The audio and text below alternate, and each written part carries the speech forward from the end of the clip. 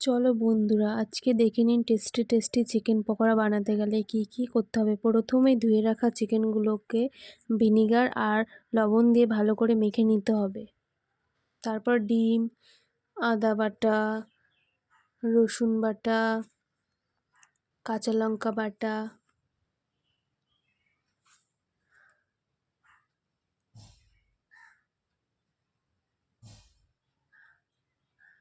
গোলমরিচ গুঁড়ো,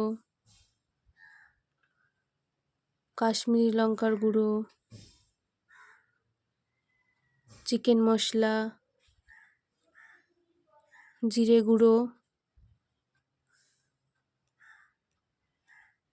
গরম মশলা, পরিমাণ মতন বেসন আর পরিমাণ মতন কর্নফ্লাওয়ার,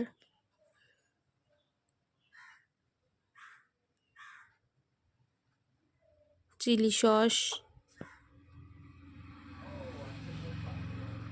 ধনেপাতা কুচি,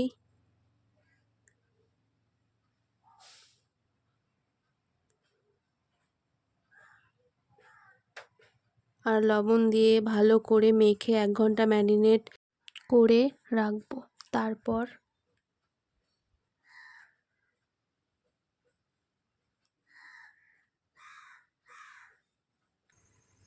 কড়াইয়ের তেলটা গরম হলে এক করে চিকেনগুলো দেবো।